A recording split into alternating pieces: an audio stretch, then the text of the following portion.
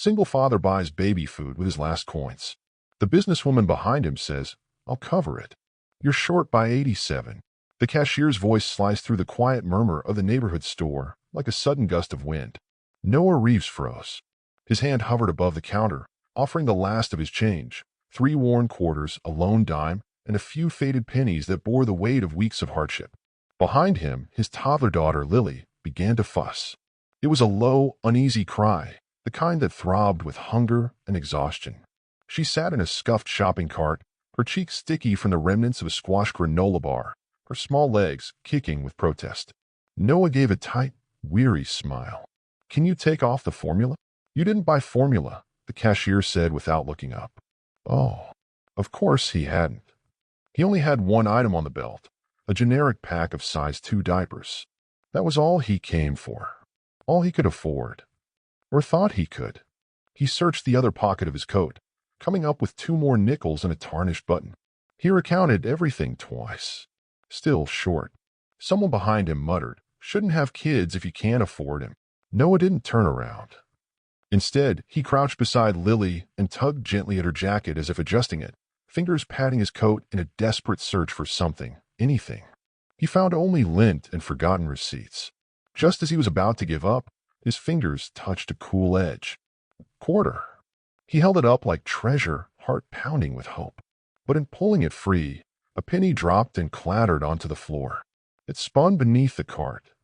Noah dropped to his knees, the cold tiles pressing against him. He reached for the penny, and Lily leaned over the cart, small fingers brushing his hair. "Almost there, sweetheart," he whispered. A loud exhale from someone in line. Another shuffled impatiently. Noah stood again, placed the final penny on the counter. The cashier sighed. Still short. 87 cents. Noah opened his mouth, ready to say the words that burned. Ready to say, "Put them back." Then a voice behind him, firm but calm. "I'll cover it." Noah turned. A woman in her early 30s stood behind him. Chestnut hair in a loose braid, a soft teal coat draped over her arm. Her shopping basket held only a few items: a bottle of baby lotion, a pacifier, and a small teddy bear. "Add his to mine," she told the cashier, then turned to Noah. "Please." He blinked. Words stuck. Lily's cries had softened into whimpers. "And throw in some wipes," she added gently. "And those apple pouches." The cashier gave a slow nod and resumed scanning. Noah's chest tightened, but not from shame this time, from something harder to accept, gratitude. He tried to speak. "I." She raised a hand, not to silence but to ease. "You don't owe me."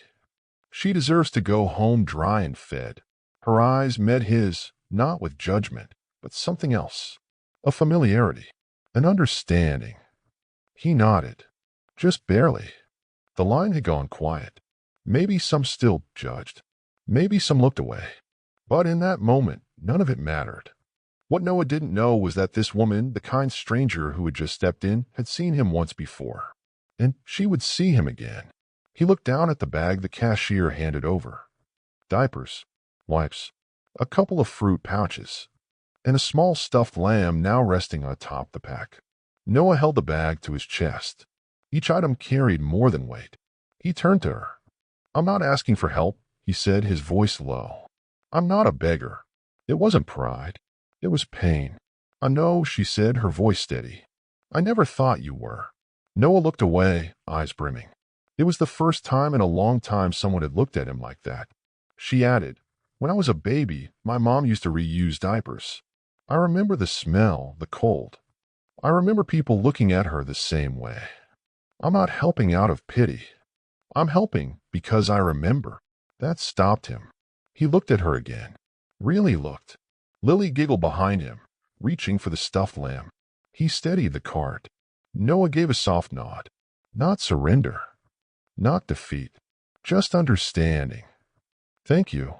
She smiled, small and true. "You're welcome." He walked toward the door, the air outside cool and clean.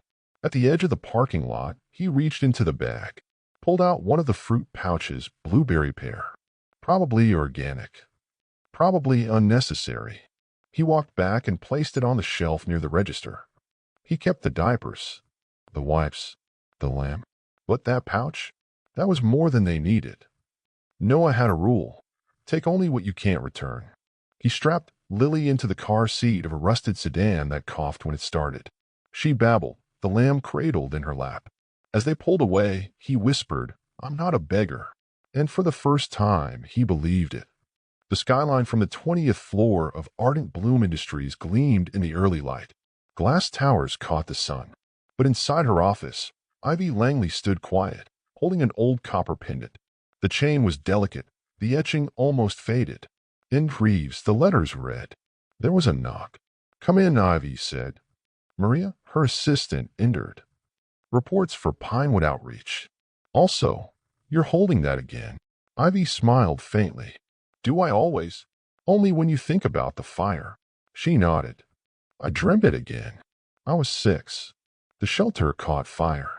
They said it was faulty wiring. I didn't believe it. Most kids got out. I didn't. Maria waited. I was trapped. Under the bed. Smoke everywhere. Then someone kicked in the door. A boy. 10 maybe. Wore a frayed hoodie. Said, 'I got you.' He carried me out. I never knew who he was." She held up the pendant.